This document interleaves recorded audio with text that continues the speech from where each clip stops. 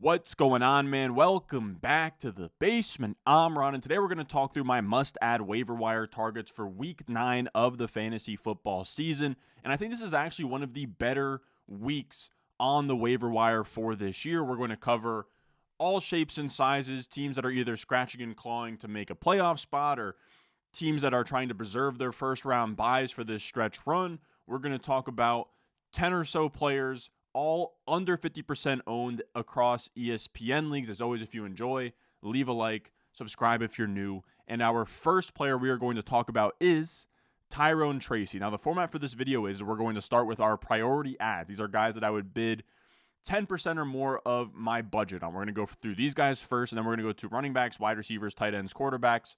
The positional guys are guys that I would bid under 10% of my fab, or guys that I would just let roll in and grab for free. As always, after I am done with this video, I'm going to sit down and write my waiver wire article. You can find that over on the Patreon, patreon.com/Ron Stewart, in the description and the comment section down below, outlining all of these players, ranking them, and giving you how much fab I am bidding on each of them. With that being said, Tyrone Tracy gets fully thrusted into the RB1 role here. Cam Scatabo out for the year with a dislocated ankle from Ryan Heath here after Scatabo left the game. 7 of 9 carries went Tracy's way, including the only one inside the 10. He got an 11.8% target share, and he is going to be a low-end RB2 for the rest of the season. If he's out there on waivers, he's somebody where if you need a running back badly, you can empty the clip on Tyrone Tracy. Now, a less sexy name here is Tyjae Spears. He's a priority ad, but he's not like a, oh my God, empty everything, use your first waiver priority on Tyjae Spears, but he is somebody where over the 3 weeks that he's been back, if we look at the utilization report over on my fantasy life, you can see that Tyjae Spears, when he first came back, it was a 60-40 split in favor of Tyjae. Then it was a 40-60 split in favor of Pollard. Then this past week, it was a clean 50-50 split, but Tyjae Spears got 15.7 PPR points. He got all the inside the 5 rush attempts. And on a week-to-week basis, both of these guys will be in the RB3 mix as guys that you can put in your lineup in a pinch. Then we can talk about the Cardinals running backs, where we have Trey Benson, who isn't eligible to return this week, right? We have this week, and then next week, he's eligible to return off of IR. They just released Michael Carter, which was a little bit weird. I will say there's very much a chance that Michael Carter goes on the practice squad, and then they sign him back to the active roster on game day, and then he plays anyway. So that's very much in the mix here, but just something to notice. You have Jeff Mueller here. Amari DiMercado missed week 7 due to his ankle injury, and Trey Benson won't be able to return until at least week 10 off of IR. Bam Knight is the only truly healthy running back on the roster. Is there a trade coming? So I will say maybe, but if no trade, Bam Knight is one of the best ads right now. He's rostered in only 18.7% of ESPN leagues. Trey Benson, 47.5%. If either of them are on waivers, they need to be scooped up. Another priority ad we will mention here is Dylan Sampson. Now, this one, again, don't unload everything. This is somebody where he's going to be on bye, and then Quinshon Judkins might be back healthy and absolutely fine. But we did see Quinshon Judkins suffers an AC joint sprain. They go into a bye week. So there's very much a chance that he's finally their side of the bye. But if this is a long-term issue, if it's like a repeat injury down the line, Dylan Sampson has a ton of upside in this backfield. After Judkins left the game from Ryan Heath here, Dylan Sampson had all of the backfield carries. He had 6 targets, and Jerome Ford kind of got phased out. So Sampson is the handcuff and should be rostered regardless. And then our only wide receiver in the priority ad section, I will say, there's a lot of really good wide receivers available right now. I don't know that I would put any of them in the priority ad section, but we'll talk about the wide receivers in a second. And there's definitely some guys that if you wanted to get aggressive because your receiver room or your flex options aren't great, there's definitely some other receivers that are very good. But to me, Kayshon Boutte is the number one guy. He's available in about 70% of ESPN leagues, and he crossed the 90% route threshold for the first time this Sunday. This, to my knowledge, is the only Patriots receiver this year to hit a 90% plus route share. If Kayshon Boutte can keep that up, he is going to be a top 36 option every single week. Over the last 3 weeks, he has been the wide receiver 4, wide receiver 29, and the wide receiver 9 as, again, like a real deal flex option. Kayshon Boutte, really, really strong player moving forward. Now, that is the end of our priority ads. we are going to get into just our normal ads here at each position, but you can always take a player in the running backs, wide receivers, whatever, and if it's a position of need or you're in a deeper league like a 16-teamer, then you can definitely get a little bit more aggressive on these players. First, we have Isaiah Davis, where he is just Breece Hall's handcuff in this most recent game against the Bengals. Isaiah Davis ended up as a top 12 running back on the week. He had 44% of the snaps. He had a 17% target share. I believe he had a couple of really big plays. I was going to say a touchdown, but I don't think he scored a touchdown. But he was solid in this game. If Breece Hall does get traded on the bye week, then Isaiah Davis becomes a borderline league-winning type of player. Algier, we put him here every week. I don't know how he hasn't gotten to 50% plus, but Bijan's handcuff is, to me, maybe the most important handcuff in all of fantasy. Then you have Kyle Monangai here, where you can see the rookie running back report, or the rookie running back carousel that we have, that Kyle Monangai has now had back-to-back weeks at 45% snap shares, which is just almost a 50-50 split clean with DeAndre Swift. Now, he didn't really score any points in this game. The Bears weren't in a game script to really run the ball and use Monangai, but he is very much almost like a 1B in this offense behind DeAndre Swift, and also acts as a nice handcuff. Then you have Tank Bigsby. He had over 100 rushing yards in this game versus the Giants. I think that he is now the Saquon handcuff to own ahead of Shipley, ahead of A.J. Dillon. Then you can talk about Ollie Gordon. He had a really nice game, but it is important to note that when you look at the rookie running back carousel, that he was still at like 30% of the snaps, which is fine. It's just that Miami found itself in such a good game script that was enough for Gordon to really get loose.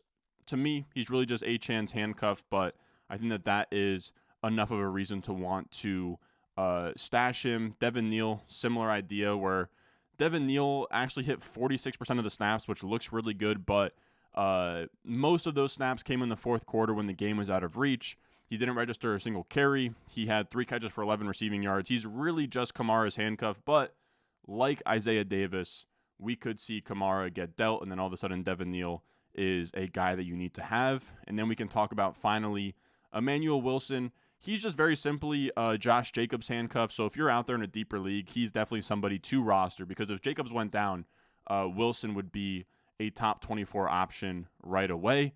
Then we can talk about the wide receivers here. And this one was actually really tough to order which one I want like first in terms of these receivers. For me, it's still Tez Johnson at 1. I think that's going to be against consensus here, but we look at his rookie receiver report. You can see in terms of Tez Johnson, he is right below Emeka Egbuka here. He had 96% of the routes this past week, and his per route numbers are all really, really strong. He's somebody that's trending up and could be a league winner down the stretch, attached to Baker Mayfield. Then we can go up to Jaden Higgins.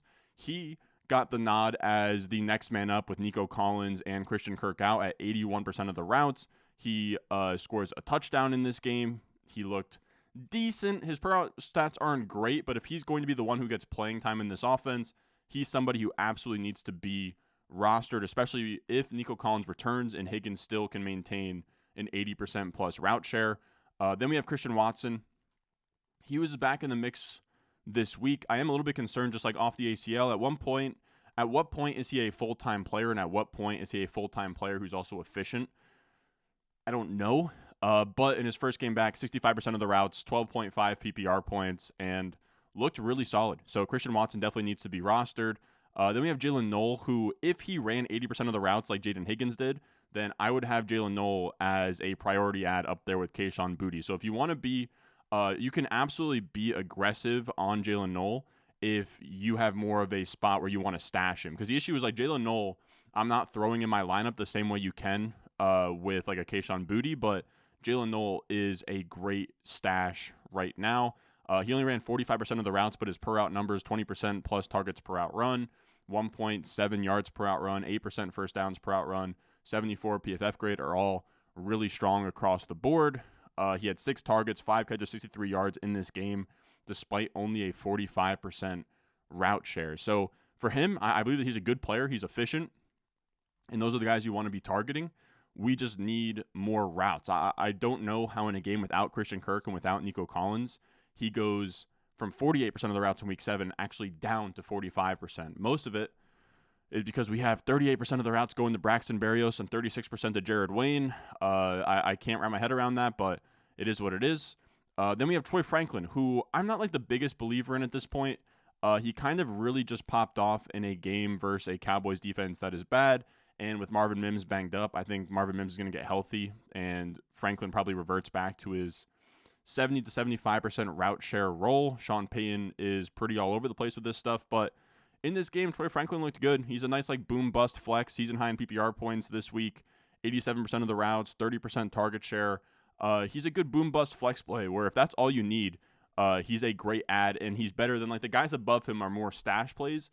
If you need immediate points, Franklin is more that style of player. Same deal with Alec Pierce, who has just simply been a boom bust style flex. I do want to pull up his game logs here where, I don't know, the Colts offense is good. He seems to have a connection with Daniel Jones. So he's somebody you're just hoping catches a couple of long balls and can get you, 10 to 15 PPR points, but there's not a real like projectable ceiling, right? He had 5 targets, 2 catches, 69 yards in this most recent game. That is a fine flex play when things are down bad, but that's about it. Then we have Trey Tucker, very similar idea, especially with Jacoby Myers potentially being on the move, where Trey Tucker, people forget, started out really strong. He's still I guess like a core playmaker for this Raiders team. He's had over 10 PPR points in 2 of his last 3 games. He gets Jacksonville this week.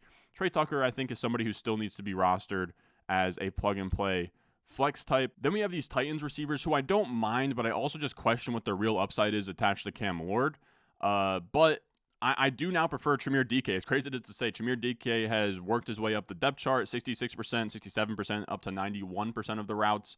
He has a better targets per out run than Alec Iomanner. He has a better yards per out run than Alec Iomanner.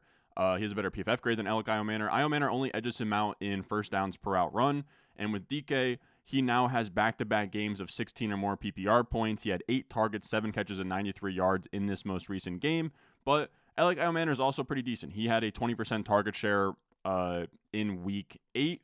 That was the first time he's hit 20% plus since week 4, but he still hasn't hit 10 plus PPR points since week 3. I just don't think there's a ton to go around for these guys in this offense. And then our last ad is Jalen Coker. He's still working his way up the depth chart at this point. You can see here 47% of the routes, then 76% of the routes.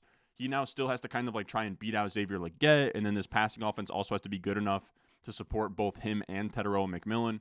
There's a lot of ifs. There's a lot of contingencies going on for Jalen Coker to break out and be a guy, but he's definitely a fine stash in deeper leagues. Then we have our quarterbacks and tight ends on this list that we will go through here. We have Theo Johnson as our first tight end to add. I know that he didn't really do anything this week, but he's now registered back-to-back 95% plus snap share weeks as pretty much like the Giants' main pass catcher. Darius Slayton coming back doesn't really help Theo Johnson a ton, but he's running so many routes and operating around like 20% target share that I think that he is a really good add. Then we have Mason Taylor, rookie upside, but the Jets go on bye this week, and then also I'm just not really confident in anybody in the Jets passing game. I know that he did pretty well this week. 16% targets per out run, only 1 yards per out run. Like, he's not amazing for fantasy. He's like a top 20 guy at best. We'll see what happens when Garrett Wilson comes back as well. And then you have Juwan Johnson, who only played around like 70% of the routes this week, but he is like a high floor, low ceiling style bet at this point. He's now had back-to-back weeks of 7 plus targets and 10 plus PPR points. He's not the sexiest tight end, but he gets the job done. Then we get Joe Flacco and Tua. Joe Flacco right now is over 20 points per game in his 3 starts for the Bengals, and he gets the Chicago Bears this week, who have been pretty brutal against fantasy quarterbacks, allowing the 8th most fantasy points to opposing quarterbacks. And then Tua, who knows if Tua's like good now or if he's fine, but he put together a good game. He gets Baltimore on Thursday night, and Baltimore has been allowing the 4th most fantasy points to opposing quarterbacks. Now, that is going to do it for us today. That is our must-add waiver wire targets for Week 9 of the fantasy football season. Again, I'm going to post this video as soon as I can, and then I'm going to write the article over on the Patreon, patreon.com/Ron Stewart. But if you can't support there, look forward to tomorrow's video. It should be our skyrocketing players. Leave a like if you enjoyed this video. Subscribe if you're new, and I will see you guys in the next one.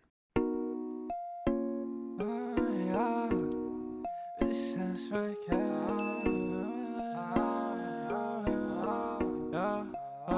yeah. VVS stones, like this froze, ice cold, oh.